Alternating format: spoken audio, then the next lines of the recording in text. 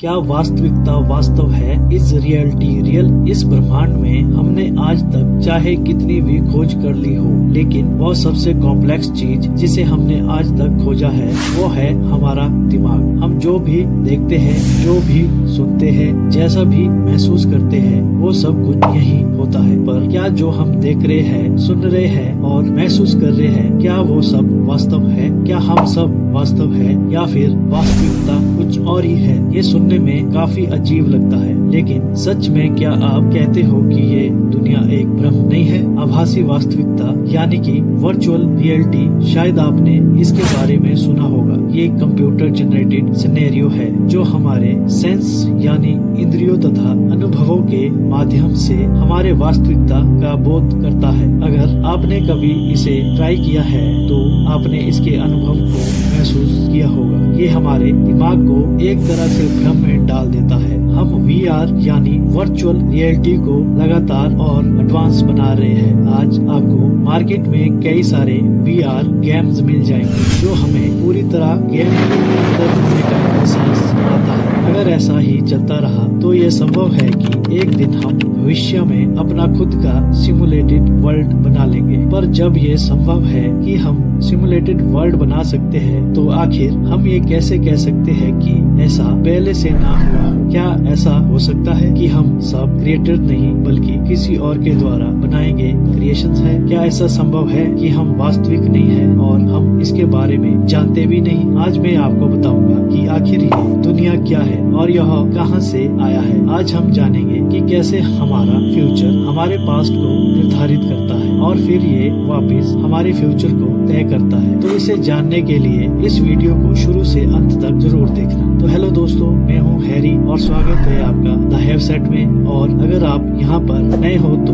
Channel को subscribe करें। चलिए शुरू करते हैं आज का धांसू एपिसोड। जब भी मैं अपने आसपास देखता हूँ मेरे दिमाग में अक्सर ये सवाल आता है कि आखिर ये दुनिया ऐसी क्यों है जैसा हम देख रहे हैं। आखिर वो क्या है जो यह तय कर रहा है कि यह दुनिया कैसी दिखती है? आखिर वो क्या है जो मुझे जिंदा होने का एहसास कराती है? तो इसका सीधा सा जवाब है चेतना यानी कॉन्शियसनेस। आखिर कॉन्शियसनेस क्या है हम नहीं जानते हैं। हम बस इतना कह सकते हैं कि कॉन्शियसनेस वो है जो एक जीवन को जिंदा होने का अनुभव कराता है। पर क्या ये दुनिया वाकई में एक सच है या शायद ये एक सपना है जिसे किसी ने खास हमारे लिए बनाया है? आखिर हम कैसे कह सकते हैं कि एक सपने में और एक वास्तविक दुनिया के बीच में क्या फर्क है? हम जो कुछ भी है वो सब कुछ ये हमारा दिमाग है। सब कुछ इसी के अंदर समाया हुआ है और यही हमारे किसी भी चीज के होने का अनुभव करवाता है। हो सकता है कि ये सारी दुनिया असल में बस एक इल्यूजन है जिसे हमारे दिमाग में एनकोड किया गया है। कैसा होगा अगर मैं कहूँ कि वास्तविक दुनिया में कोई गंध नहीं है, ना ही कोई स्वाद है, ना ही यहाँ कोई आवाज है और ना ही कोई रंग। अगर हम कभी अपने वास्तविक दुनिया में चले जाए तो शायद हम उसे कभी पहचान भी नहीं पाएंगे। पर क्या इसका कोई सबूत है कि हम एक सिमुलेशन वर्ल्ड में जी रहे हैं? आइए पता लगाते हैं। Number 1, information. कई सारे वैज्ञानिक ये मानते हैं कि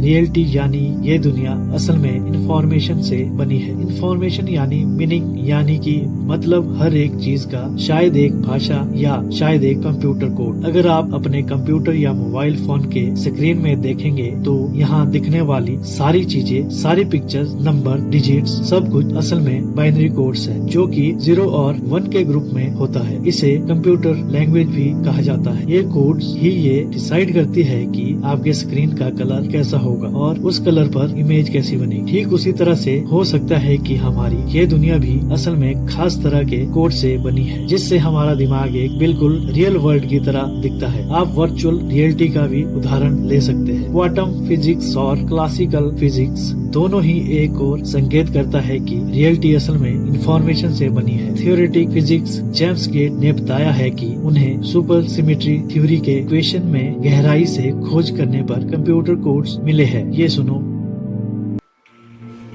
You find computer code writ in the fabric of the cosmos.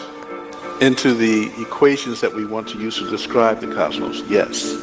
Computer code. Computer code, strings of bits of ones and zeros. You're saying it is computer code. It's not even just is computer code, it's a special kind of computer code that was invented by a scientist named Claude Shannon in the 19th. तो क्या ये सही है? ये दुनिया और कुछ नहीं, बस एक वर्चुअल रियलिटी है। Number 2, pixelation. German physicist Warner ने क्वांटम मैकेनिक्स के पहले इक्वेशन की खोज की थी, एक प्रकार के गणित के जरिए, जिसे हम कहते हैं द मैट्रिक्स थ्योरी। इन्होंने पता लगाया कि स्पेस और टाइम असल में 3 डायमेंशन क्रिस्टल से बने हैं, जिसकी आकृति एक टेट्राहेड्रॉन है, यानी कि एक 3 डायमेंशन इक्विलेटरल ट्रायंगल, जिसके प्रत्येक किनारे की लंबाई इस ब्रह्मांड की सबसे छोटी पॉसिबल इकाई है, जिसे हम कहते हैं ब्लैक लेंथ। एक ब्लैक लेंथ 10⁻⁻35 मीटर के बराबर होती है, यानी 0.35 zeros and 1 मीटर। आसान भाषा में कहे तो एक ब्लैक लेंथ एक प्रोटॉन के साइज से करीब 100 अरब गुना छोटा होता है। तो जैसा कि आपने देखा होगा कि आपका टीवी स्क्रीन भी छोटे छोटे ब्लॉक्स में बटा हुआ है, जिसे हम पिक्सल कहते हैं। ठीक उसी प्रकार हेजनबर्ग ने बताया कि रियलिटी भी असल में इन 3D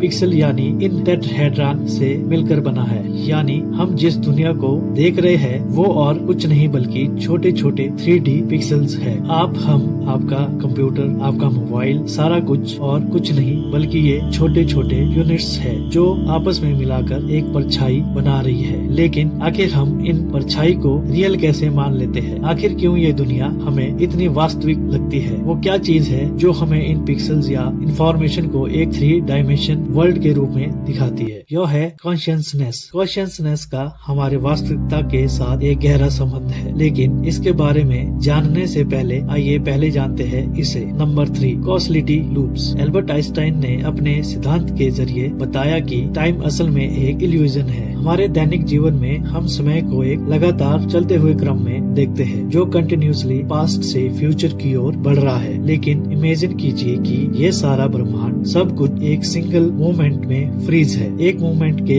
एक सिंगल फ्रेम के जैसा। हम समय को इन फ्रेम के एक सीरीज के रूप में भी देख सकते हैं, जहाँ हर एक फ्रेम में यह संसार ठहरा हुआ है और हम इन फ्रेम के एक सीरीज में आगे बढ़ रहे हैं। अगर हम इन सारे फ्रेम को या कहे तो सारे मोमेंट को एक लाइन में रखे, ब्रह्मांड के सारे पॉसिबल मोमेंट को बिग बैंग से लेकर अब तक, तो हमें मिलेगा एक ज्योमेट्री। इसे आइंस्टाइन ने नाम दिया ब्लैक। जैसा मैंने पहले बताया ब्लैक लेंथ के बारे में, ठीक उसी तरह टाइम का भी एक सबसे छोटा यूनिट होता है ब्लैक टाइम, और ये ब्लैक लेंथ की तुलना में और छोटा होता है। 1 Planck time equal to 10⁻⁻43 second होता है। यह हर एक फ्रोजन मोमेंट दूसरे से थोड़ा सा अलग होता है। आइंस्टाइन ने बताया कि सारा समय सारे समय से सब समय होता है। तो इसका क्या मतलब है? इसका मतलब है हमारा भविष्य, वर्तमान तथा भूतकाल सभी अलग अलग फ्रेम में मौजूद होते हैं। लेकिन आखिर ये फ्रेम या मोमेंट्स केवल पास्ट से फ्यूचर की ओर ही क्यों बढ़ता है? ये फ्यूचर से पास्ट की तरफ क्यों नहीं बढ़ता?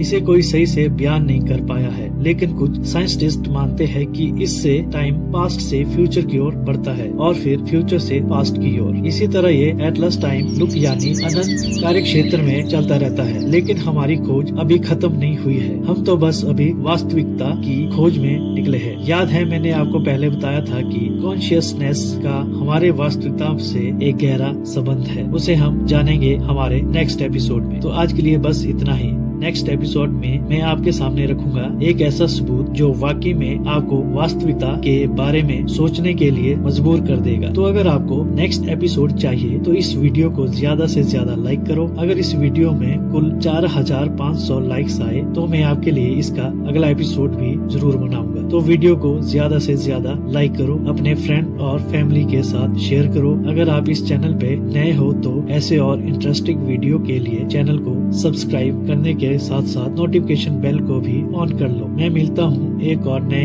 एपिसोड के साथ। तब तक के लिए जय हिंद, वंदे मातरम।